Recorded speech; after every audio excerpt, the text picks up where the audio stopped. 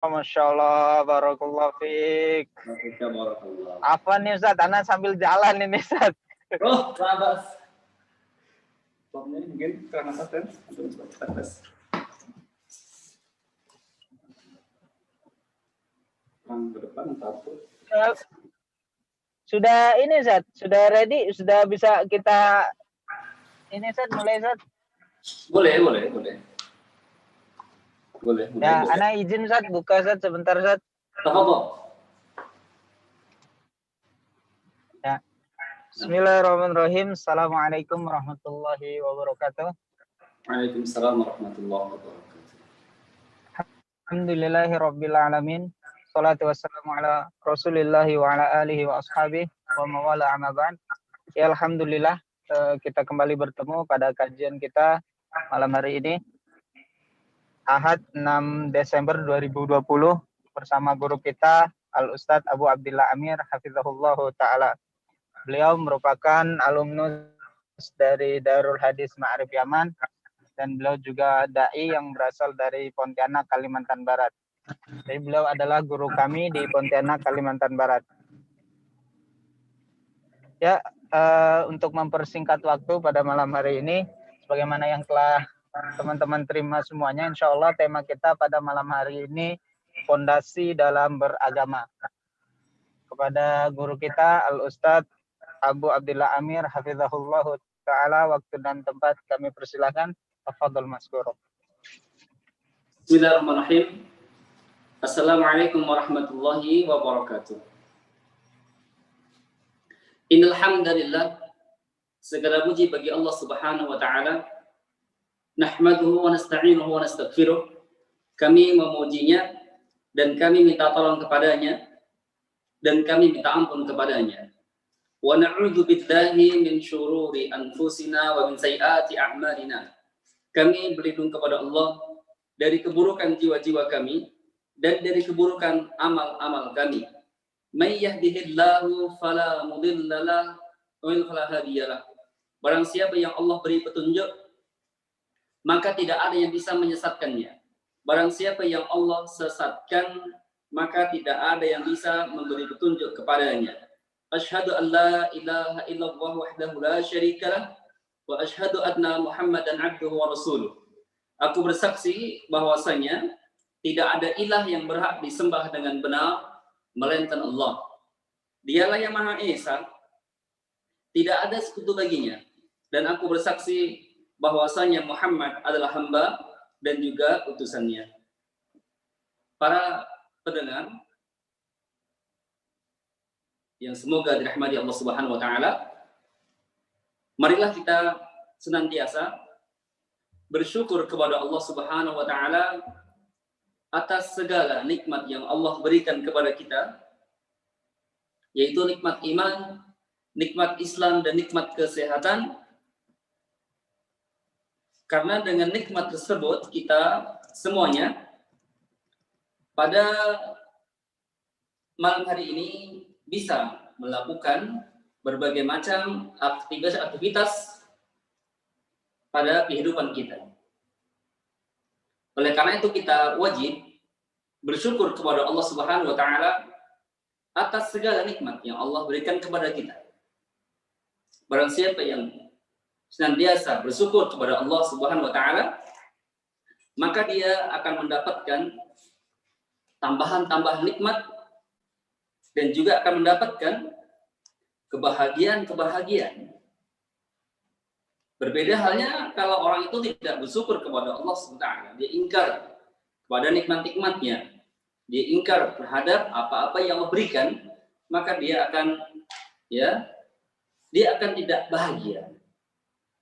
Bahkan dia akan sengsara, ya. Dan sebagaimana disebutkan dalam kitab Wad'aba, ya, di antara 3 tanda seseorang yang berbahagia adalah mimman idza utiya syakara. Idza utiya syakara, yaitu apabila diberi syakara, yaitu bersyukur. Artinya diberi oleh Allah, dia bersyukur kepada Allah. Nah, wa idza tuliya sabara, dan ketika dia ditimpa musibah atau ujian, dia bersabar terhadap ujian tersebut. Wa idza adnaba istaghfar, dan ketika dia berbuat dosa atau kesalahan, istighfar, dia beristighfar kepada Allah Subhanahu wa taala. Fa inna haula'i salas min sa'adah. Maka 3 kata tadi merupakan tanda ya kebahagiaan seseorang. Artinya jika dia diberi bersyukur kepada Allah. Ketika diuji dia bersabar. Ketika berbuat dosa, dia berdosa, maka dia senantiasa istighfar kepada Allah, minta ampun kepada Allah, maka dia akan bahagia. Jika 3 perkara ini dia lakukan. Ya, kembali ke tadi, kita wajib bersyukur kepada Allah dan agar kita bahagia, bahagia. Nah, kemudian salawat dan salam semoga tercurahkan kepada Nabi kita, Nabi yang tercinta, Nabi Muhammad SAW beserta keluarganya, para sahabatnya, dan orang-orang yang ittiba kepada beliau. Malam ini kita akan mengkaji yaitu pondasi dalam beragama. Pondasi dalam beragama. Atau dengan kata lain, ini adalah usuluddin. Ya, pokok-pokok beragama. Yaitu pondasi atau asas. Nah, pokok agama. Apa itu? Yaitu akidah. Yaitu akidah merupakan pokok-pokok agama. Akidah yang sahih merupakan usuluddin. Nah, merupakan apa? Usuluddin. Apa itu usul? Apa itu pokok? Hiya umul lati yajibu an saddiqa bihal qalbu. Yaitu perkara yang wajib ya, yang dibenarkan oleh hati. Itu perkara yang wajib dibenarkan oleh hati. Fahuwa aqidah, yaitu perkara akidah. Perkara akidah. Nah, wa tatma'innu ilaiha nafs, dan juga hati itu menjadi tenang padanya. Hatta takuna yaqinan sabitan la yumazijuha raib. Sehingga menjadi dia yakin dan tidak tercampuri keraguan-keraguan. Tidak tercampuri keraguan-keraguan. Jadi artinya teman-teman semuanya bahwasanya membahas usuluddin atau pondasi dalam beragama. Pokok beragama adalah membahas akidah atau i'tiqad. Kita membahas keyakinan yang wajib dibenarkan oleh hati, dan hati itu jadi tenang sampai dia yakin yang tidak ada keraguan-keraguan. Yang tidak ada keraguan-keraguan. Nah, barang siapa yang menyimpang dari usuluddin ini, prinsip-prinsip agama ini, barang siapa yang menyimpang dari pokok-pokok agama ini, maka dia akan tersesat. Dia akan tersesat, dia akan menyimpang. Nah, oleh karena itu jika diitlakkan, kita membahas pokok atau pondasi. Maksudnya apa? Fahiya aqidah ahli sunnah wal jamaah. Itu maksudnya membahas aqidah ahli sunnah wal jamaah. Li'anna hiyal islamu alladhi irtadallahu dinan li'ibad. Karena itu merupakan pondasi dalam agama Islam yang Allah ridhai. Yang Allah ridhai agamanya li'ibadihi, itu bagi hamba-hambanya. Nah, ya, bahkan ini sangat jarang sekali dibahas perkara akidah. Padahal ini perkara prinsip, perkara pokok yang harus diketahui oleh setiap kaum muslim. Yang harus diketahui oleh setiap kaum muslim. Nah, kemudian kembali kemana kita membahas akidah itu? Wahiyya aqidah al-qurunus salaf al-mufaddalah min as-sahabati wa tabi'in wa tabi'ihim bi ihsan. Itu akidahnya 3 generasi mufaddalah. Jadi sahabat, tabi'in, dan juga atba' tabi'in bi ihsan, mengikuti mereka dengan baik. Nah, kemudian ya, usul aqidah salafus shalih Ahlussunnah wal Jamaah, prinsip aqidah salafus shalih Ahlussunnah wal Jamaah,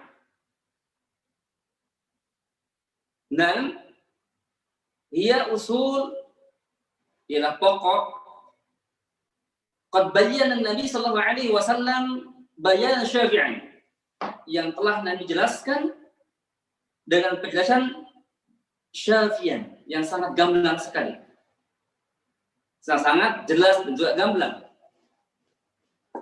Ya, oleh karena itu kewajiban kita bagaimana? At-tamassaku biha, berpegang dengan pokok-pokok atau prinsip yang Nabi ajarkan, karena itu menjadi ya pondasi dalam beragama kita. Menjadi pondasi dalam beragama kita, yang mana pondasi itu dibangun di atasnya ibadah-ibadah yang lain. Dibangun di atas ibadah-ibadah yang lain. Barang siapa yang pondasinya ini benar, maka ibadah yang lain juga akan ikut benar.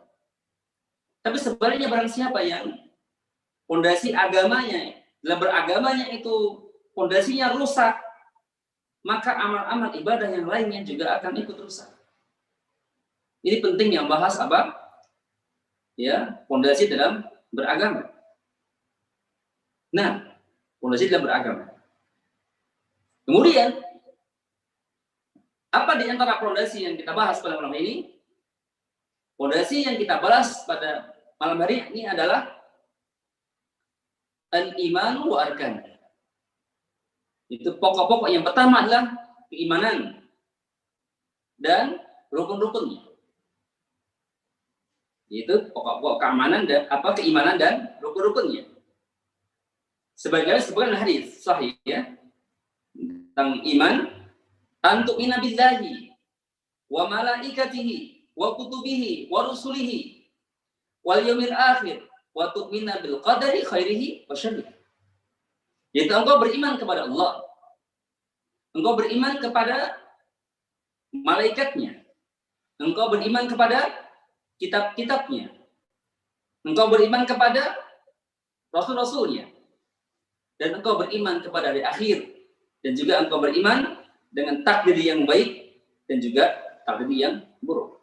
Maka iman-iman ini ya, karena rukun iman ini harus ada, harus yakin pada setiap seorang. Jika ada yang mengingkari satu rukun iman saja, maka dia telah menyimpang. Ya, maka dia telah menyimpang. Bahkan bisa jatuh kepada kekufuran. Ya, misalnya seorang itu beriman kepada Allah, kepada kitabnya, kepada rasulnya, kepada akhir, beriman kepada juga takdir terburuk. Tapi dia mengingkari tentang malaikat, artinya dia nggak percaya ada malaikat. Dia nggak percaya adanya malaikat. Nah, ya, faedah saqata minha ruknin. Jika ya jatuh salah satu saja rukun tersebut, artinya tidak beriman dengan salah satu rukun tersebut. Nah, ya, maka falaisa mukmin, dia bisa dikatakan sebagai orang yang tidak beriman. Ya. Nah, karena harus mengimani keseluruhan tadi. Nah, beriman kepada Allah Subhanahu wa taala, apa maksudnya? At-tasdiqu al-jazim bi wujudillahi wa tasafa bi kulli sifatul kamal, yaitu membenarkan tentang wujudnya Allah Subhanahu wa taala. Artinya Allah itu ada, harus yakin. Ini pondasi dalam agama.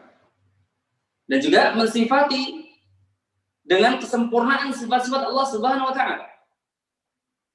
Dan juga mengimani tentang rububiyah Allah Subhanahu wa taala. Dan juga mengimani uluhiyah Allah Subhanahu wa taala. Maka ini harus ya ada pada setiap orang. Beriman kepada Allah itu benarkan tentang wujudnya Allah, beriman dengan rububiyah Allah, beriman dengan uluhiyah Allah, dan beriman dengan asma wa sifat, nama-nama dan sifat-sifat Allah Subhanahu wa ta'ala. Ini merupakan prinsip diantaranya prinsip-prinsip pokok-pokok dalam beragama dan menjadi pondasi dalam beragama. Nah, kita akan bahas tauhidul rububiyah. Pertama, yaitu tauhid apa? Rububiyah. Maknanya apa? Seseorang harus beriman bi annallaha wahdahu rabb kulli syai'. Bahwasanya Allah itu esa. Ya. Rabb kulli syai'. Rabb segala sesuatu. La syarikalah. Tidak ada sekutu baginya. Dia yang mencipta, dia yang mengatur alam semesta ini. Ya, dia juga yang telah menghidupkan, yang telah mematikan. Nah, ini tauhid rububiyah. Dan tauhid ini, teman-teman semuanya, para pendengar semuanya, para ikhwah semuanya, nah, lam yukhalif fihi kufar. Itu hampir-hampir orang kafir tidak menyelisih hal ini. Artinya mereka beriman Allah yang mencipta. Mereka beriman Allah yang mengatur alam semesta ini. Mereka beriman Allah yang menghidupkan, Allah yang mematikan. Di mana Allah jelaskan tentang ini? Wala in sa'altahum man khalaqas samawati wal ardh la yaqulun Allah. Jika engkau katakan kepada mereka, orang musyrikun, siapakah yang menciptakan langit dan bumi? Mereka akan jawab, Allah. Mereka akan jawab apa? Allah. Artinya mereka meyakini, mengakui bahwasanya Allah itu maha pencipta, Allah yang mengatur merizki, dan ini tidak ada yang menyisihinya. Kecuali orang yang ya sangat-sangat tersesat sekali, itu pun nabil, jarang sekali. Nah, kemudian yang kedua adalah poin berikutnya ya, mengimani Allah dalam hal tauhid al-uluhiyah, mengesahkan Allah Subhanahu wa taala di dalam uluhiyahnya, yaitu di dalam uluhiyahnya. Nah, maksudnya apa? Ya, maksudnya adalah ifradullah taala, mengesahkan Allah Subhanahu wa taala fil ibadah, di dalam peribadahan. Ya, artinya semua ibadah itu harus kita serahkan kepada Allah. Kas-salati was-siyami waz-zakati wad-du'a isti'ana war-raja wad-dhabh wa tawakkul khauf wal-hub, itu kepada Allah Subhanahu wa taala. Artinya kita salat hanya untuk Allah, puasa hanya untuk Allah, zakat untuk Allah, berdoa minta hanya kepada Allah, isti'anah minta tolong pun hanya kepada Allah Subhanahu wa taala.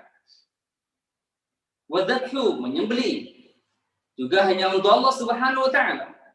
Wal khauf takut juga hanya kepada Allah Subhanahu wa taala.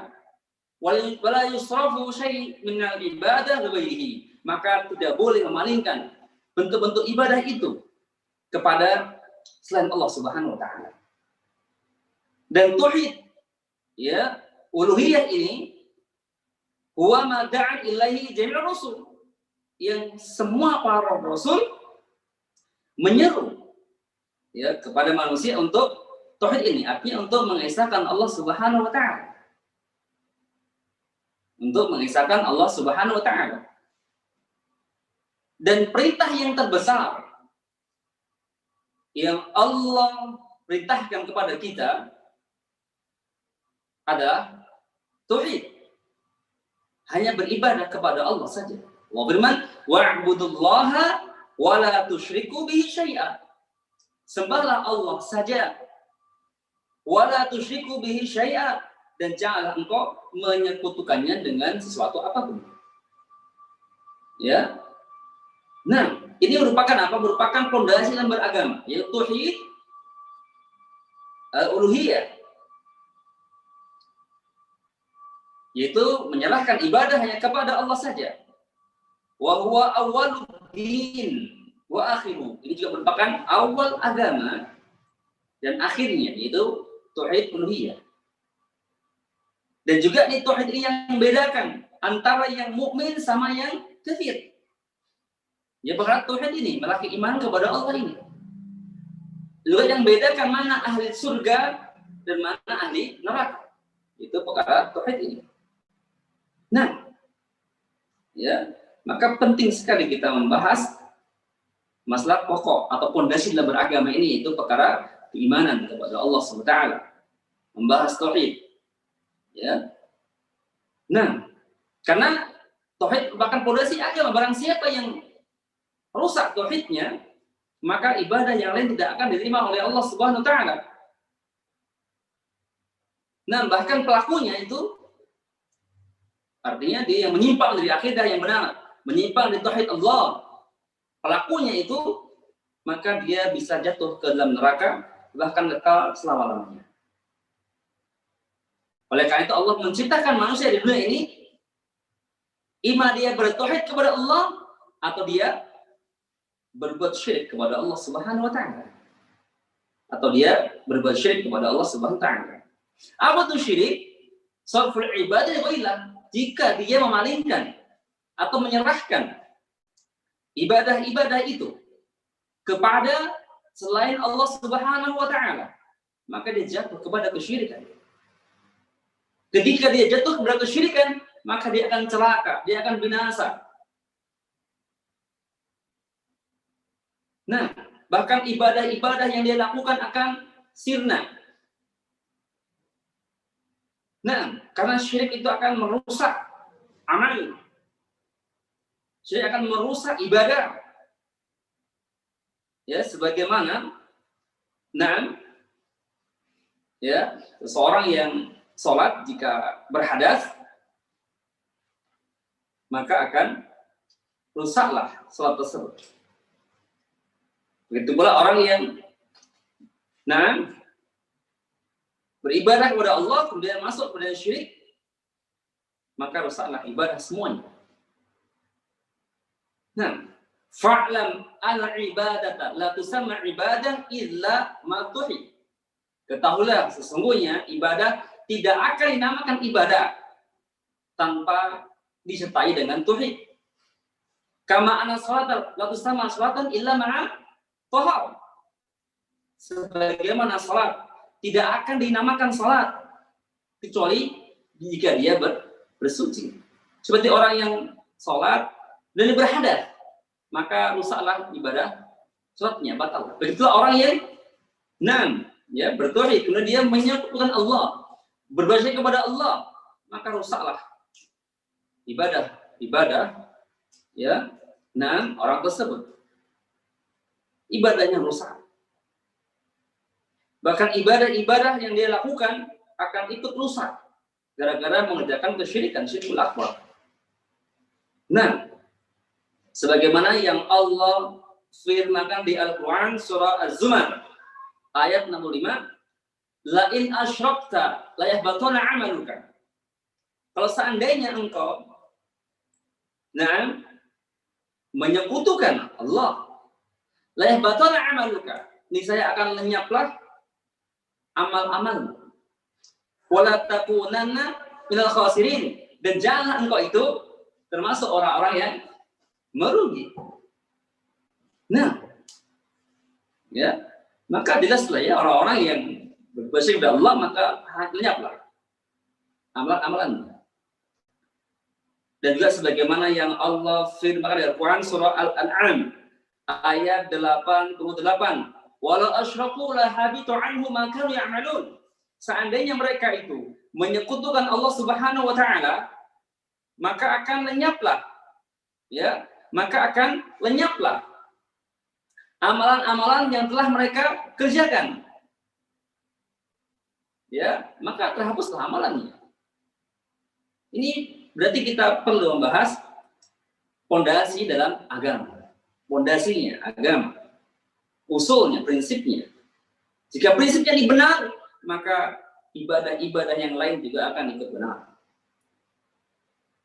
Sebaliknya, pondasi agamanya rusak, maka ibadah-ibadah yang dibangun di atasnya juga akan ikut rusak. Walau asyraku lahabitu anhum ma kanu ya'malun. Seandainya mereka itu menyekutukan Allah, bersyukur kepada Allah, lenyaplah semua amal ibadah. Seperti rumah misalnya. Kalau pondasinya rumah itu bagus, kuat, kokoh, maka dibangun di atasnya bangunan-bangunan lantai 1, lantai 2 akan bagaimana? Akan kuat. Akan kokoh itu bangunan. Sebaliknya itu rumah. Jika pondasinya bangunannya itu lemah, maka atau enggak kuat ya, rapuh, maka bangunan di atasnya ya maka akan ikut roboh. Maka pentingnya kita mempelajari pondasi dalam beragama kita. Ya. Nah, kemudian apa faedahnya kalau kita itu mengkaji prinsip, mengkaji pondasi dalam agama, karena itu merupakan ya perintah, merupakan tujuan Allah menciptakan kita. Allah firman, "Wa ma khalaqtul jinna wal insa illa liya'budun." Dan tidaklah kuciptakan jin dan manusia melainkan untuk beribadah kepadaku. Artinya ini ayat perintah Allah Subhanahu wa taala untuk beribadah kepadanya. Ya, untuk menyembah hanya kepada Allah saja. Dan kita kelak akan kembali kepada Allah dan akan dimintai pertanggungjawaban terhadap apa-apa yang kita kerjakan di dunia ini. Dan Allah menciptakan kita di dunia ini bukan tidak ada artinya, bukan diciptakan lalu dibiarkan aja, bukan. Akan tapi Allah berikan perintah, ya, dan juga ada larangan. Nah, Allah firman, "Afa hasibatum annama khalaqnakum abatsa wa annakum ilal raj'un?" Maka apakah kau mengira bahwa kamu ya diciptakan, bahwa kami menciptakan kamu abasa, hanya main-main saja, dan bahwa kamu tidak akan dikembalikan? Jawabannya tidak. Artinya Allah ciptakan kita itu ada tujuan. Dan Allah tidak membiarkan kita begitu saja. Nah, maka ini ayat teman-teman semuanya, para pendengar semuanya, harus jadikan, ya, harus kita hafal agar kita ingat terus untuk apa Allah menciptakan kita. Allah ciptakan kita, Allah perintah kita juga. Dan perintah yang terbesar tadi apa? Tauhid, wa'budullaha, sembahlah Allah. Dan larangan yang terberat, yang terbesar ya, larang apa? Syirik. Wala tusyriku bihi syai'a. Dan kalian janganlah berbuat syirik kepada Allah Subhanahu wa taala. Oleh karena itu, manusia di dunia ini terbagi menjadi dua. Ima bertauhid atau dia berbuat syirik. Tidak ada tengah-tengah, enggak ada. Tinggal kita pilih. Kalau bertauhid harus belajar. Belajar ya masalah fondasi atau pokok dalam agama. Nah, kalau kita nggak belajar tidak akan tahu mana yang tauhid, mana yang syirik. Sehingga yang tauhid dianggap syirik, yang syirik dianggap tauhid. Kan banyak terjadi orang-orang di belakang ini ya. Kesyirikan dianggap tauhid, kesyirikan dianggap benar. Orang yang bertauhid malah disalah-salahkan. Apa alasannya? Karena mereka jauh daripada ilmu. Karena mereka tidak mengkaji, tidak mempelajari agama Islam dengan benar. Nah, ya kita terus belajar agar kita termasuk menjadi orang-orang yang bertauhid. Ustaz, apa keutamaannya kalau kita itu menjadi orang yang bertauhid? Nah, keutamaannya sangatlah banyak. Apa di antaranya? Orang yang bertauhid kepada Allah, orang yang menyembah hanya kepada Allah saja, yang beribadahnya kepada Allah saja, maka akan dihapuskan dosa-dosanya. Ingat, anak Adam itu Allah ciptakan di dunia ini punya kesalahan. Tidak ada manusia yang maksum. Dia ada kesalahan-kesalahan. Kullu bani Adam khata', setiap anak Adam itu pasti bersalah, berbuat dosa. Tapi kalau dia bertauhid kepada Allah, Allah akan hapuskan dosa-dosanya, meskipun dosanya sangatlah banyak sekali. Sebagaimana disebutkan di hadis qudsi, nah, Allah firman, Nabi bersabda Allah firman, ya bani Adam, wahai anak Adam, lau ataitani biqurabi ardi khataya, summa laqitani la tusyrik bi syai'an, la ataituka biqurabi maghfiratan. Wahai anak Adam, seandainya engkau itu datang kepadaku dengan membawa dosa-dosa sepenuh bumi, sedangkan engkau datang kepadaku pula dalam keadaan tidak menyekutukan aku dengan sesuatu apapun, maka aku pun akan mendatangimu membawa ampunan sepenuh bumi itu pula. Subhanallah. Ini kalau apa, orang yang bertauhid datang kepada Allah, punya kesalahan, Allah hapuskan. Nah, apalagi keutamaan tauhid, orang yang bertauhid dia akan mendapatkan keamanan, rasa aman di dunia, dan juga mendapatkan rasa aman di akhirat. Aman dari apa di akhirat? Aman dari kekekalan api neraka, aman dari siksa neraka. Sebagaimana yang Allah firmankan di Al-Quran surah Al-An'am ayat 82, alladzina amanu walam yalbisu imanahum bidzulmin ulaika lahumul amnu wa hum muhtadun. Sesungguhnya orang-orang yang tidak mencampur adukkan antara keimanan mereka dengan kesyirikan. Zalim di sini maksudnya apa? Kesyirikan. Di orang-orang yang beriman yang tidak mencampur adukkan antara iman mereka dengan kesyirikan, ulaika lahumul amnu. Mereka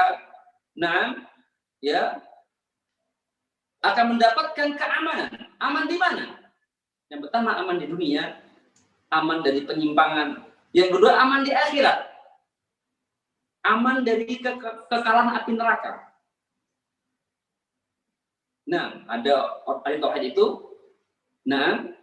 di berbuat dosa, diadab, tapi nggak kekal. Nah, nanti akhirnya dia masuk surga.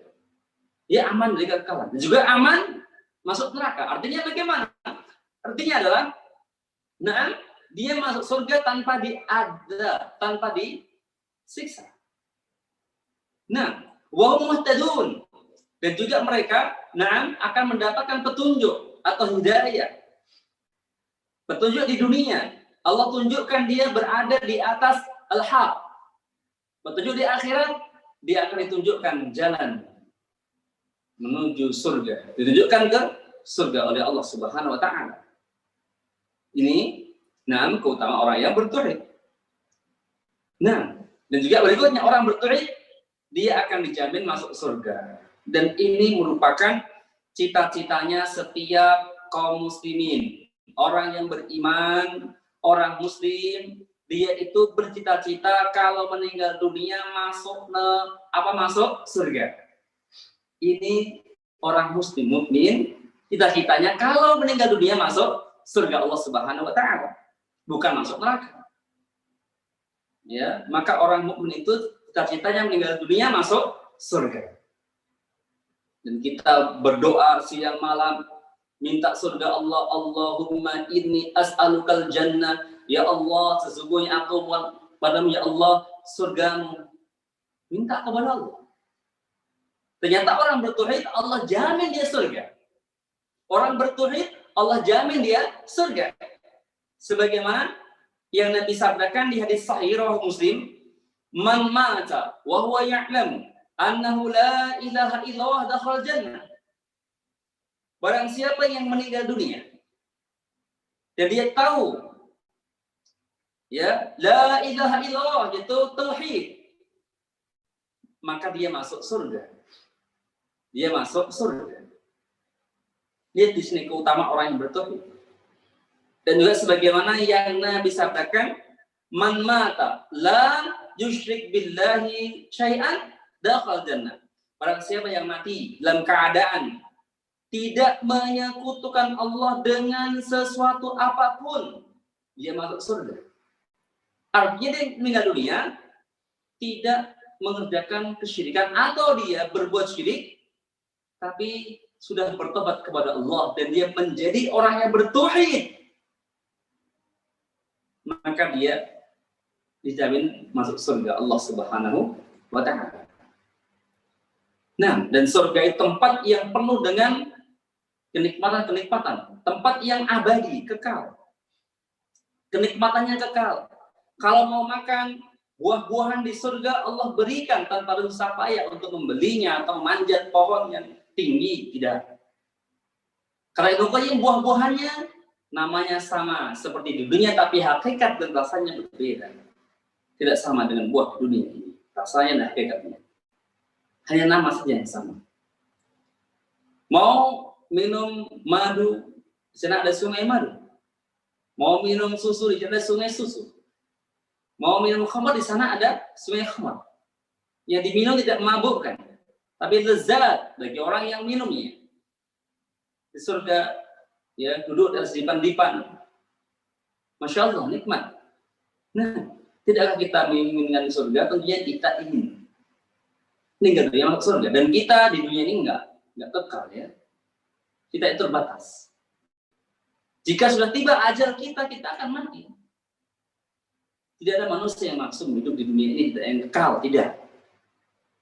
Tapi ada batasnya. Jika sudah tiba batasannya, sudah dia akan meninggal dunia, akan kembali kepada Allah. Nah, bagi orang bertauhid, dia bahagia karena dijamin surga oleh Allah Subhanahu wa Ta'ala. Nah, dia akan dijamin surga. Nah, kemudian juga disebutkan di hadis Al-Bukhari tentang keutamaan orang yang bertauhid, yadkhulu ahlul jannati jannah. Maka setelah penghuni surga masuk ke dalam surga. Wa ahlun nari nar, dan penghuni neraka telah masuk neraka. Summa yaqulu Allah Ta'ala, maka Allah pun berfirman, ya. Ketika penghuni surga sudah masuk surga, penghuni neraka sudah masuk neraka. Berapa lamanya? Allah a'lam. Setelah itu baru Allah berfirman, ya akhriju man kana fi qalbihi mithqalu habbatin min khardalin minal iman. Keluarkanlah dari neraka orang-orang yang dalam hatinya terdapat seberat biji sawi. Nah, apa itu? Rasa keimanan. Ya, di sini, ya. Ada orang masuk neraka punya iman seperti biji sawi, maka Allah SWT keluarkan dia dari neraka. Fayakhrujuna minha qad iswaddu, maka orang itu keluar dari neraka, tubuh mereka itu sudah hitam, legam bagaikan arang. Lihat, dia mantan penghuni neraka, ya. Sudah hitam legam seperti arang. Kemudian na'am fayaqulun filal haya awil haya, lalu mereka dimasukkan ke dalam sungai kehidupan, ya, dimasukkan ke sungai kehidupan. Nah, fayabituna kama tanbitu habbah fi janibi sayl. Kemudian lalu mereka tumbuh berubah, maka mereka tumbuh berubah sebagai tumbuhnya benih yang berada di pinggiran sungai. Jadi kalau kita tahu, ya, di tepi sungai itu ada buah kecil yang tumbuh, itu ya, seperti itu kondisinya orang mantan penghuni neraka. Nah, ya, artinya di semuanya hadis ini bahwasanya orang yang bertauhid meninggal dunia membawa dosa sebanyak apapun, nah, dia mencegah pelakunya kekal di mana? Di dalam neraka. Nah, ini untuk orang yang bertauhid. Maka penting kita bahas fondasi dalam beragama. Ya, fondasi dalam beribadah. Nah, kemudian kalau bertauhid banyak keutamaan. Kemudian Ustaz, bagaimana kalau ada orang yang melakukan atau mengerjakan kesyirikan? Dan apa bahaya-bahaya syirik? Nah, bahaya yang pertama adalah orang yang berbuat syirik kepada Allah Subhanahu wa taala akan dimasukkan ke neraka. Sebagaimana disebutkan di hadis riwayat Muslim, nah, wa man mata yusyriku billahi dakhala an-nar. Barang siapa yang meninggal dunia yusyriku billah, dia menyekutukan Allah, dakhala an-nar, dia masuk neraka. Ancaman bagi orang-orang yang berbuat syirik kepada Allah. Bahkan kalau orang meninggal dunia, dia tidak akan diampuni dosa-dosanya oleh Allah Subhanahu wa taala. Bagaimana enggak ada ampunan? Sudah dia adab kekal. Enggak ada ampunan. Sebagaimana yang Allah firmankan di Al-Qur'an surah An-Nisa ayat 116, innallaha la yaghfiru an yushraka bih wa yaghfiru ma duna dzalika liman yasha. Sesungguhnya Allah tidak akan mengampuni dosa syirik dan dia mengampuni dosa selain dari syirik itu bagi yang Allah kehendaki. Maka di sini teman-teman semuanya, para pendengar semuanya, nah, bahaya dosa syirik adalah tidak terampuni. Meninggal dunia masih boleh dosa syirik, tidak akan terampuni. Kalau itu dia meninggal dunia membawa dosa syirkul akbar, dia akan diadab terus-menerus. Kalau dia membawa syirik kecil, dia akan diadab, akan disiksa oleh Allah. Tapi tidak kekal. Itu syirik kecil. Ya. Nah, namun barang siapa yang meninggal dunia membawa dosa-dosa selain kesyirikan, itu tahta masyiatillah. Artinya jika Allah berkehendak mengampuni, ya Allah pun akan beri ampunan. Tapi sebaliknya jika Allah gak ampunkan, dia akan hisab tapi tidak kekal. Nah, jelas dosa selain kesyirikan tahta masyiatillah. Ada harapan Allah akan ampunkan. Tapi dosa syirik besar atau kecil itu tidak Allah ampunkan. Tidak Allah ampunkan. Nah, kemudian kesyirikan merupakan kezaliman yang amat besar. Merupakan keburukan yang amat buruk. Sebagaimana berkata Ibnu Qayyim, inna syirka lamma kana adlamu dzulm. Kesyirikan merupakan kezaliman yang paling zalim, wa akbarul qabaih, dan merupakan kejelekan yang paling jelek. Nah, ini kenapa dikatakan orang yang berbuat syirik itu termasuk kezaliman yang paling zalim, keburukan yang paling buruk, bahkan wa angkarul munkarat, termasuk kemungkaran yang paling mungkar. Ya, dikarenakan ibadah itu haknya Allah, dipalingkan kepada selain Allah. Maka dia termasuk keburukan yang paling buruk dilakukan. Nah, kemudian orang yang berbuat syirik kepada Allah Subhanahu wa taala, maka dia haramkan baginya apa? Baginya surga. Diharamkan baginya surga. Ini bagi siapa teman-teman semuanya? Orang yang mengerjakan syirkul akbar. Meninggal dunia, membawa syirkul akbar, dia kekal di neraka selama-lamanya, karena surga haram baginya.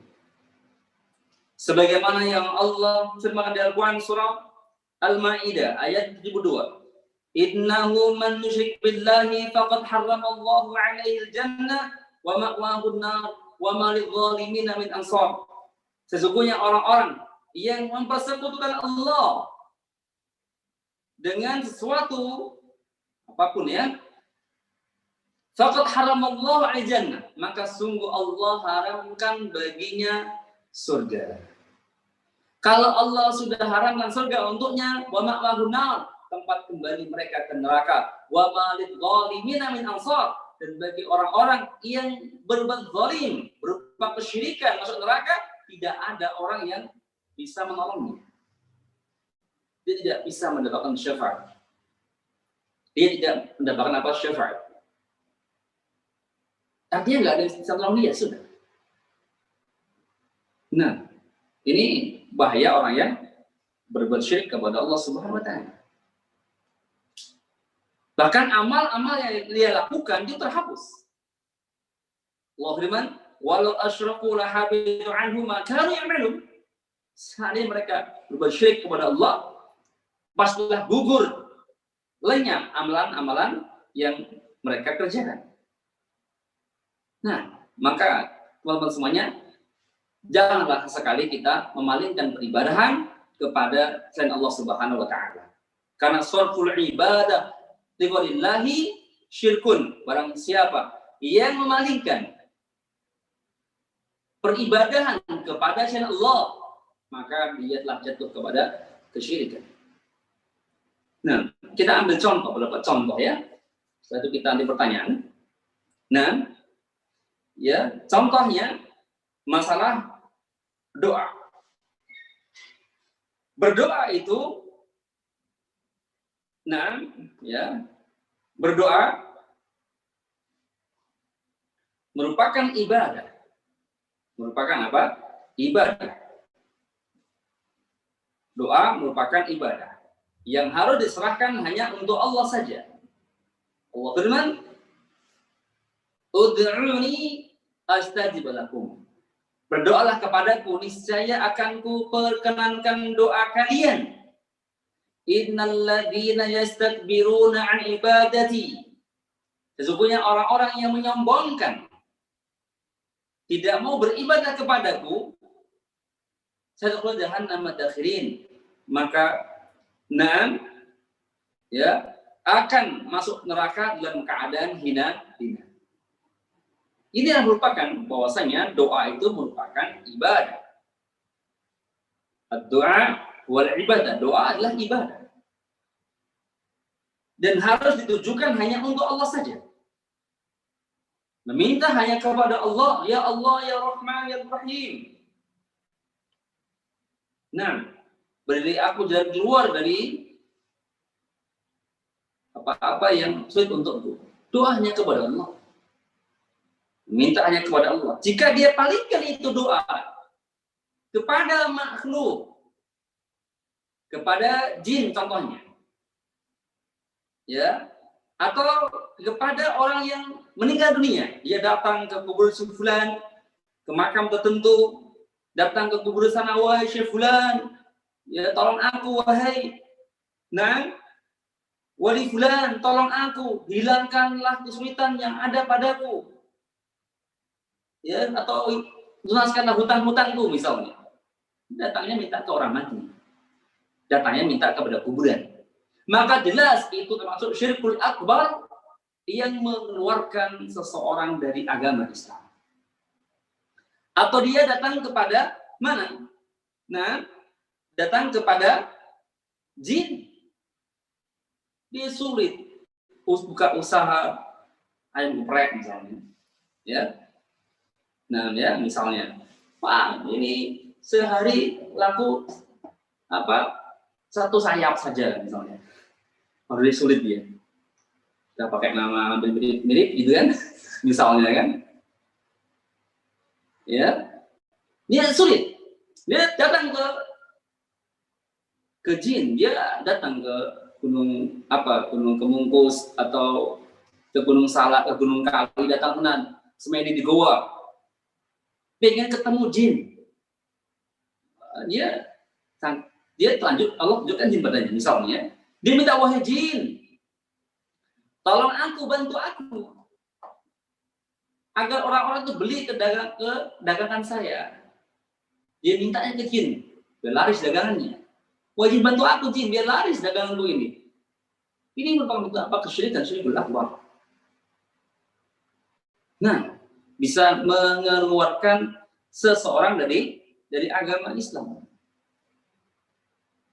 Nah, Kenapa? Karena doa itu ibadah hanya untuk Allah saja. Jika dia palingkan kepada jin atau orang mati, jelas dia jatuh kepada kesyirikan. Nah, ini contoh ya. Contoh yang berikutnya apa? Misalnya adalah menganggap sial sesuatu.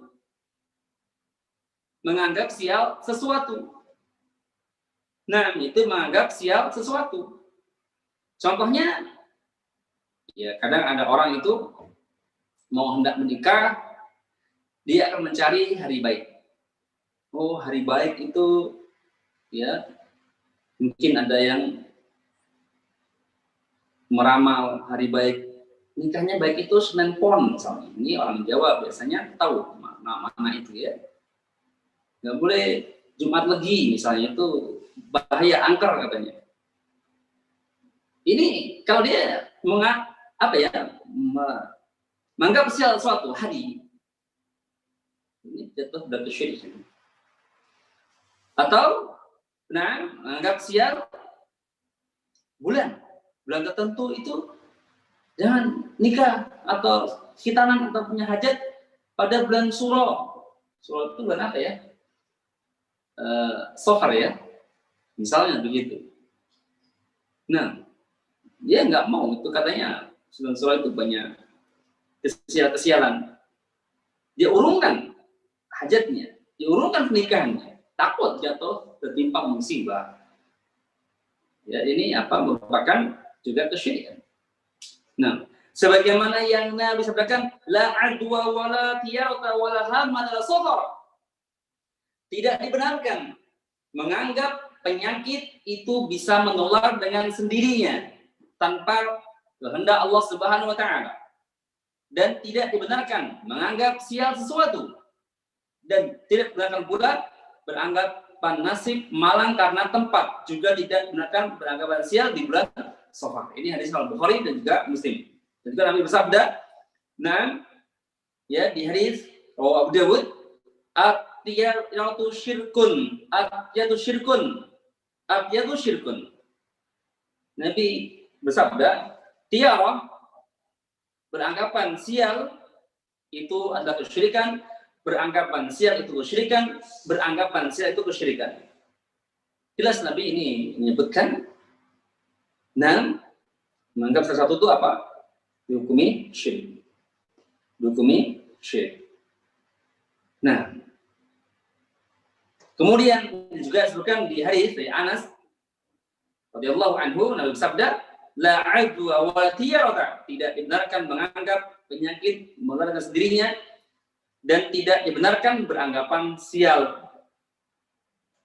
Ini jelas ya bahwasanya menganggap sesuatu termasuk kesyirikan.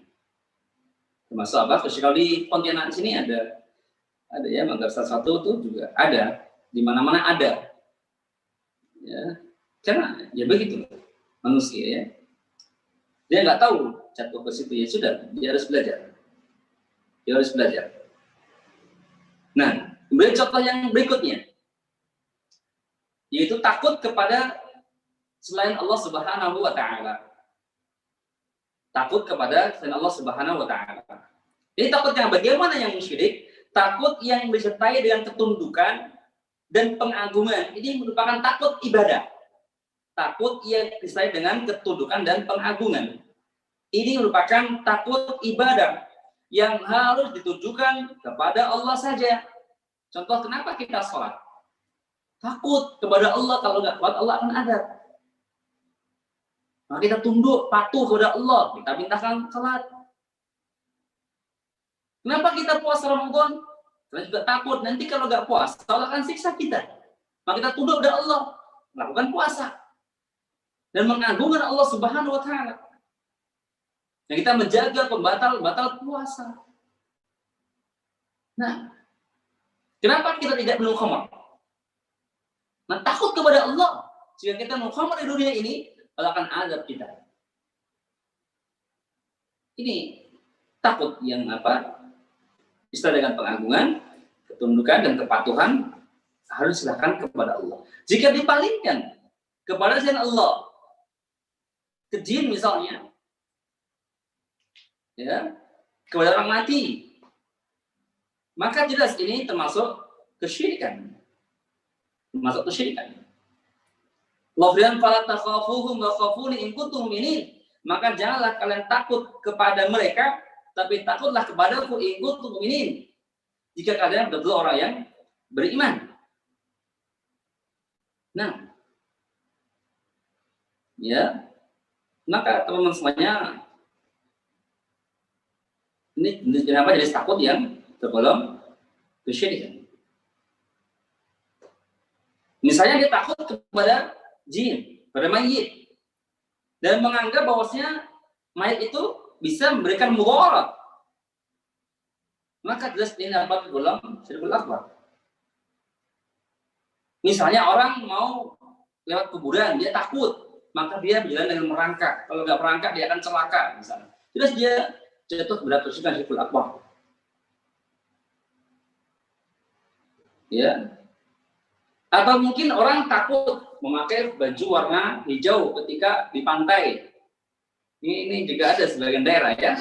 Dia kalau ke pantai takut berbaju warna hijau. Kenapa? Karena di laut itu ada jin yang namanya Nyi Roh Kidul. Kalau dia pakai baju hijau, nanti dia tersebut oleh ombak, dibawa ke tengah katanya. Atau bagaimana? Maka dia urungkan, Mbak, boleh pakai baju hijau. Baju yang lain saja misalnya. Ya, ini merupakan takut yang yang syirik hukum. Yang syirik hukum. Nggak boleh takut seperti itu. Atau mungkin juga ada sebagian daerah itu, jika ada nama daerah tertentu, kalau kita lewat nggak klakson, maka akan celaka. Biasa di mana? Ada di sini, di sungai apa? Sungai Air Hitam. Tahu sungai Air Hitam? Sungai Landak, Ustaz. Hah? Sungai Rengas, bukan. Sungai Air Hitam. Ya kan? Biasanya itu kalau lewatnya takut, sehingga langsung takut celaka. Memang kejadian banyak sekali kejadian kecelakaan. Itu mungkin juga faktornya bukan karena itu jinnya. Memang tikungannya tajam sebenarnya. Ya, mau belok kecepatan 200 ya nggak bisa, berarti balik. Kalau kecepatan 20 ya bisa belok, kan. Nah, ini terjadi ya di daerah kita ini. Nah, ya, ilahuna masih banyak dibahas karena waktu sudah biasanya itu waktu sudah ngantuk atau capek atau mungkin sudah malam, ya. Ini barangkali ada pertanyaan kepada siapa? Kepada antum, Faruk, Syekh Faruk ya. Pertanyaan. Insyaallah. Alhamdulillah, barakallahu fikum Ustaz. Banyak sekali pertanyaan yang masuk Ustaz, tapi mungkin kita bacakan beberapa pertanyaan saja Ustaz. Pertanyaan pertama. Nah, bagaimana sikap kita menanggapi dan memberikan jawaban yang lembut namun tegas kepada orang yang bagaimana sikap kita menanggapi dan memberi jawaban yang lembut namun tegas kepada orang yang mengatai bahwa manhaj salaf itu menyesatkan orang lain, terutama orang yang mengatakan masih awam dan belum terbiasa dengan ucapan tersebut. Syukran, jazakallah khair. Nah, ya, bagaimana menanggapi seorang ya yang mengatakan manhaj itu manhaj suka menyesatkan, Ustaz. Suka menyesatkan, ya. Iya, tapi yang mengatakan ini juga orang awam, Ustaz. Jadi dia nggak tahu apa-apa, dia hanya dengar-dengar doang gitu, Ustaz. Iya. Maka jawabannya adalah ya, karena mereka nggak tahu bertanya, ya dijelaskan dengan cara yang baik. Wad'u ila sabili hikmah. Serulah mereka ke jalan Rabbmu dengan hikmah. Hikmah itu dengan ilmu. Sampaikan apa dengan ilmu. Ya, pelan-pelan dengan nada yang lembut, tidak kasar, tidak membentak. Diajak ngomong baik-baik. Ya, diajak ngomong baik-baik, disampaikan ilmu. Kita itu tidak mengatakan orang itu di neraka. Begitu tidak. Kita hanya membacakan hadis tentang ancaman. Ancaman bagi orang-orang yang menyimpang. Juga kita mengatakan sesat bagi siapa? Orang-orang yang menyelisihi ya agama Islam ini, agama yang naribawa. Maka harus dijelaskan dengan baik. Kalau dibiarkan itu orang awam mengatakan bahwasanya satu hal yang keliru atau didiamkan, ini juga nggak benar. Kenapa nggak benar? Karena orang awam itu kalau tidak disampaikan, dia nggak tahu. Maka sampaikan dengan cara yang hikmah, cara yang lembut, dengan ilmu. Nah, Allahu a'lam bishawab. Nah, yang lain silakan. Gelap. Nah, yang lain silakan. Ustaz. Pertanyaan selanjutnya, Ustaz. Bismillah. Ustaz, apakah termasuk syirik jikalau ada jin yang mendampingi kita atau istilahnya jin nasab dan dia sering membantu kita?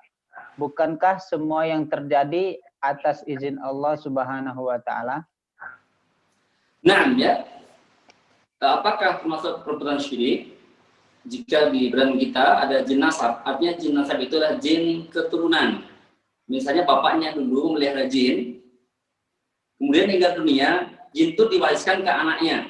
Nah, ya, biasanya itu juga ada semacam ini orang-orang yang meyakini. Apakah termasuk kesyirikan? Ini jawabannya. Jika jin tersebut memang dimintai tolong, misalnya wahai jin, tolong jaga rumah ini.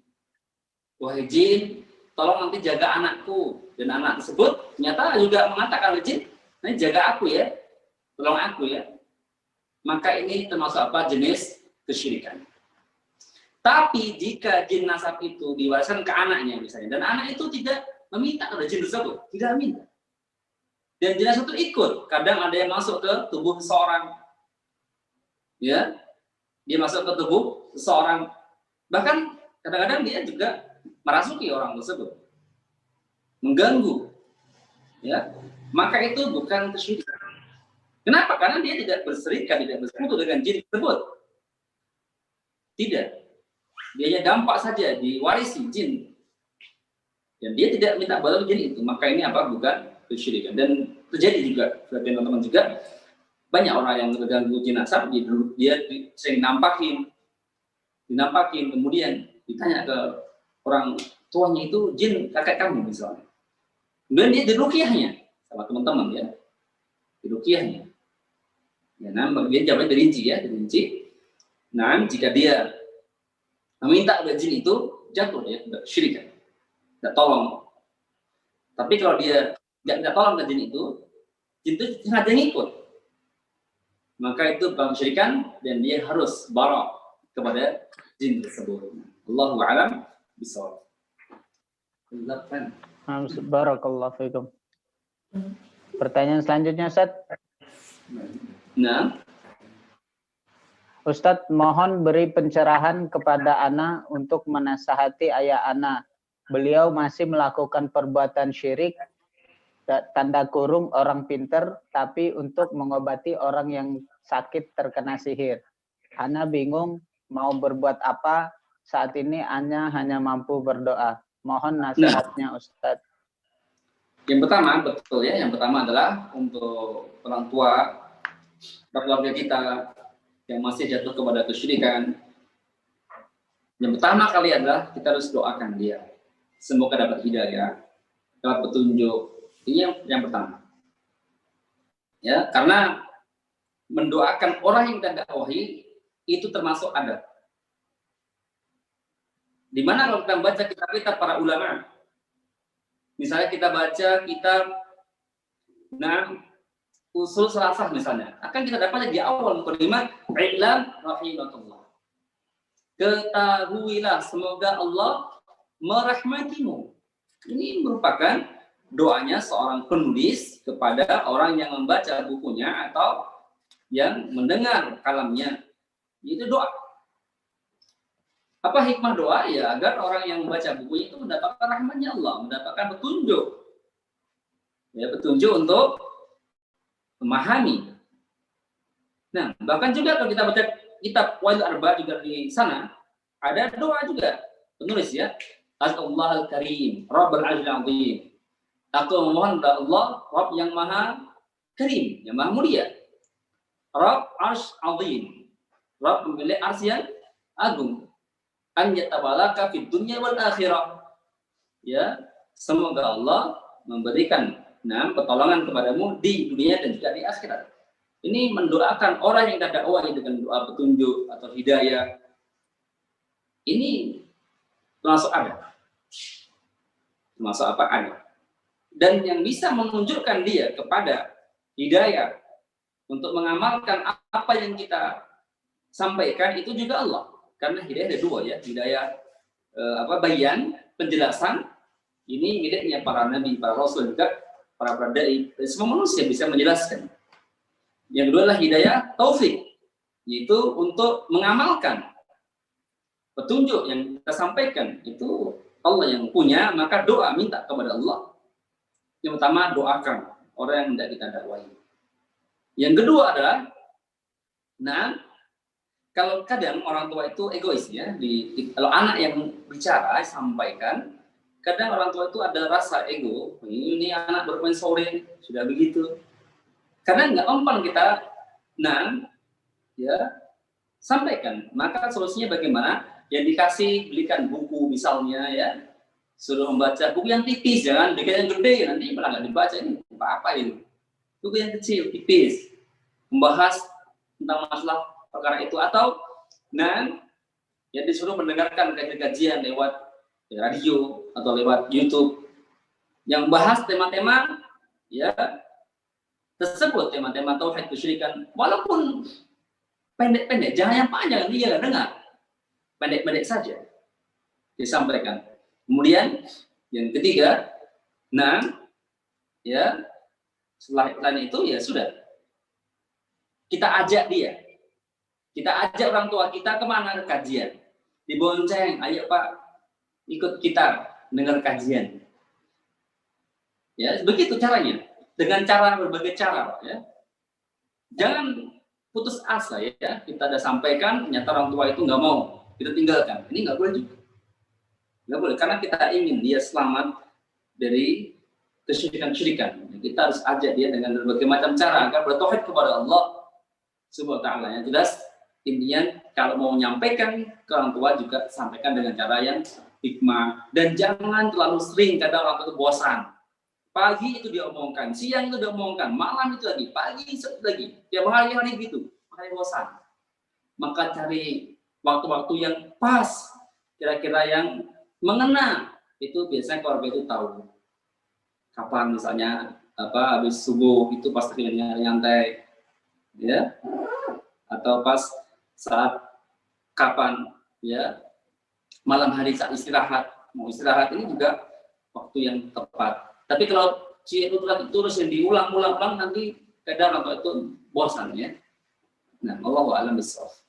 Yang lain silakan. Ustaz, pertanyaannya banyak sekali ini Ustaz. Mungkin 2 pertanyaan terakhir lagi Ustaz. Nah, Afwan Ustaz, Ana ingin bertanya. Ana seorang mu'alaf, alhamdulillah saat ini sudah diberi hidayah oleh Allah. Semenjak Ana belajar dan memperdalam ilmu syar'i, dengan izin Allah, Ana bisa mengajak orang tua dan saudara-saudara Ana. Tapi saat ini mereka masih di kampung. Keislaman mereka pun belum baik, karena notabene penduduk di kampung Ana itu mayoritas Kristen Katolik, dan juga Islam hanya sekedar Islam. Dan yang ingin Ana tanyakan, apa hukum orang yang beragama Islam tapi masih melakukan ritual-ritual adat istiadat? Karena penduduk di tempat kami masih sering mencampur adukan ilmu syar'i dengan adat istiadat. Dan hal itu pun diikuti oleh keluarga Ana. Mohon pencerahannya Ustaz. Jazakumullahu khairan. Nah, bahwasanya alhamdulillah ya sudah mu'alaf masuk Islam ini merupakan nikmat yang besar yang patut kita syukuri karena hanya agama Islam yang Allah terima. Allah firman, "Inna dina 'indallahi Islam." Sesungguhnya agamanya hak yaitu adalah agama Islam. Agamanya hak adalah agama Islam. Nah, kemudian ya, dan senantiasa berdoa kepada Allah agar istiqamah di atas agama Islam itu. Doanya ya muqallibal qulub tsabbit qalbi 'ala dinik, wahai Rabb yang membolak-balikkan hati, tetapkanlah hatiku di atas agama. Untuk mensikapi yang di kampung masih mengerjakan adat istiadat, jika adat itu tidak bertentangan dengan syar'i tentang hukum Islam, maka itu adat dibenarkan. Artinya tidak dilarang. Apa contoh adat di kita yang dibenarkan itu? Itu adat saling memberi. Ini juga ada cara yang baik, saling memberi. Kadang kan biasa di kampung kita ya, di kota pun juga begitu ya. Misalnya tetangga ini masak, kemudian dia bagi ke tangga depannya, ke tangga samping. Ini adat yang baik. Ini adat yang baik. Dan ini nggak boleh kita tentang, adat yang tidak bertentangan dengan syariat Islam. Nah, tapi jika adat tersebut ternyata menyelisihi agama kita, agama Islam, seperti misalnya ada adat istiadat, di malam tertentu itu ada minum khamar bersama tua, misalnya, ini merupakan keharaman-keharaman yang wajib dia tinggalkan. Wajib ditinggalkan. Terus Islam meninggalkan adat yang bagaimana yang menyelisihi agama Islam. Harus masuk Islam secara sempurna, udkhulu fi silmika. Masuklah ke dalam agama Islam secara sempurna. Apalagi ada adat yang berbau kesyirikan ya, seperti adat nanti menyembelih hewan ya, hewan tertentu untuk jin, untuk syayatin. Ini kesyirikan, maka nggak boleh dia ikut mengikuti adat tersebut, tidak boleh. Terus tinggalkan itu. Jika dia masih di kampung masih nggak mampu melakukan atau tidak mampu meninggalkan itu adat kesyirikan, maka dia harus pindah atau hijrah ke kampung atau tempat yang memang di situ biahnya, lingkungan Islam yang jauh daripada kesyirikan. Namun kalau di kampung itu ternyata dia mampu untuk meninggalkan adat istiadat yang berbau syirik atau haram, itu bagus lagi ya. Dan di sana juga bisa berdakwah. Allahu a'lam bishawab.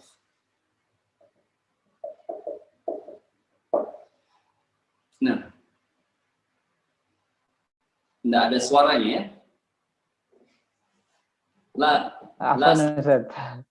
Ustaz. Pertanyaan terakhir Ustaz. Assalamualaikum Ustaz. Waalaikumsalam warahmatullahi wabarakatuh. Apakah malas datang ke kajian dan enggan mengerjakan sebagian perintah Allah bisa menyebabkan seseorang terjatuh kepada kekufuran atau kekufuran irad? Kemudian bagaimana hukumnya takut akan gelap? Apakah ini termasuk kesyirikan? Barakallahu fikum.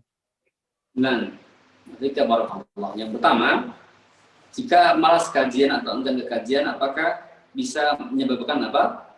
Kekufuran ya. Jawabannya jawabannya adalah jika dia tinggalkan agama secara totalitas dan dia tidak mau mengkaji agama Islam, maka dia bahaya. Kenapa bahayanya? Lambat laun iman dia akan turun sehingga imannya bisa habis. Sehingga jatuh pada kekufuran bisa.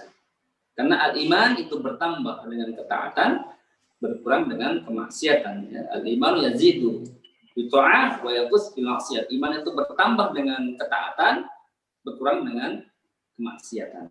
Dan untuk menambah iman itu ya belajar mengkaji ilmu syar'i. Ya, mengkaji ilmu syar'i karena saat kita belajar ini dibacakan kitab Allah, dibacakan ayat Allah, dibacakan hadis Rasulullah, maka otomatis akan menambah iman seorang. Ya, menambah iman seorang. Nah, karena dengan mengkaji ilmu syar'i dia akan tahu mana yang tauhid, mana yang syirik, sehingga dia akan bertauhid kepada Allah dan dia akan tinggalkan kesyirikan. Dengan bertauhid dia akan tahu mana yang iman, mana yang kekufuran. Dengan belajar ya, maka dia akan beriman kepada Allah, tinggalkan apa? Hal-hal yang menyebabkan kekufuran. Nah, dengan belajar dia akan tahu mana yang halal dan yang haram. Dia akan mengerjakan hal-hal yang halal, tinggalkan hal yang haram. Berbeda kalau orang nggak mengkaji ilmu syar'i, dia bisa saja jatuh kepada kekufuran, ya, karena dia nggak tahu. Biasa bedakan mana yang itu tauhid, mana yang syirik, mana yang iman, mana yang kufur. Nah, kemudian takut gelap, apakah termasuk kesyirikan? Jawabannya tidak. Itu termasuk takut tabiat. Biasa wajar ya, anak kecil takut gelap, nangis. Orang tua aja masih nangis, oh gelap gitu kan. Ini apa namanya? Nah, takut tabiat. Takut gelap, tabiat manusia. Cuma juga ada beberapa orang tuh takut gelap. Takut gelap. Makanya ketika gelap itu, nah takutnya apa? Kadang takut nanti ada maling masuk, dia nggak tahu. Ada binatang berbisa, dia nggak tahu. Itu yang ditakutkan sebenarnya. Ya. Nah, Allahu a'lam bishawab itu maksud apa? Takut tabiat. Tabiat manusia. Seperti takut kepada binatang buas. Ini juga takut tabiat. Takut ketinggian. Lihat apa? Bawa ke bawah kita di atas gedung yang tinggi. Itu apa juga takut tabiat. Takut tabi'i yang tidak berdosa. Tidak dukumi syirik dan juga tidak dukumi keharaman. Saya takut dengan apa? Dan itu takut dengan musuh, itu juga takut tabiat. Nah, ya. Allahu a'lam bishawab. Nah. Allah barakallahu fiik. Kalau takut istri termasuk ini enggak, Ustaz? Nah, takut istri yang bagaimana? Misalnya takut istri apakah termasuk ya keharaman? Dirinci ya. Dirinci. Apa rinciannya jika takut kepada istri? Nah, ya yang menghalangi kita untuk beribadah kepada Allah itu takut yang sifatnya haram. Nggak boleh. Misalnya istri mengatakan ya, kamu jangan sholat jamaah. Ya, kalau kamu sholat jamaah, aku kunci pintunya. Ini takut yang haram. Ya, takut haram. Nah, dan juga bisa takut tabiat. Ya, misalnya suaminya ngopi, nah ya kan, sudah menikah, tapi dia masih ngopi sampai tengah malam. Istrinya ngancam kalau abang udah balik jam 8, misalnya ya, nanti besok apa gitu ya, merajuk. Dia takut kan, posisinya merajuk. Maka dia ini bukan takutnya apa ya. Nah ya. Maka teman-teman bagi yang masih ngopi, nasihat ya, istri itu punya hak. Istri punya hak. Masih bujang sih ngopi serah ya, malam tengah nggak ada masalah ya. Tapi bagi istri itu, bagi yang menikah itu, istri itu punya hak. Manakah dalilnya di antara itu? Ya ada sebuah hadis. Ada seorang sahabat yang di malam hari dia qiyamul lail. Terusan, kemudian pas siang hari dia puasa sunnah. Maka hal itu pun terdengar Nabi Sallallahu Alaihi Wasallam. Maka dia mengatakan bahwasanya istrimu itu ada haknya juga. Nah, Allahu a'lam bishawab. Nah, insyaallah barakallahu fikum. Jazakumullah khairan Ustaz atas waktu dan ilmunya pada malam hari ini. Semoga Allah balas dengan sebaik-baiknya balasan dan semoga kita bisa dipertemukan di surganya Allah. Ya, demikian kajian kita pada malam hari ini. Sebenarnya masih banyak sekali pertanyaan yang ditanyakan, namun waktu juga yang memisahkan kita. Kembali kami sampaikan kepada jamaah semuanya untuk senantiasa berdoa kepada Allah agar Allah mudahkan kita dalam menuntut ilmu dan agar Allah pertemukan kita di dalam surganya kelak. Kita tutup kajian kita pada malam hari ini dengan doa kafaratul majlis. Subhanakallahumma wa bihamdika asyhadu an la ilaha illa anta astaghfiruka wa atubu ilaik. Assalamualaikum warahmatullahi wabarakatuh. Waalaikumsalam warahmatullahi wabarakatuh.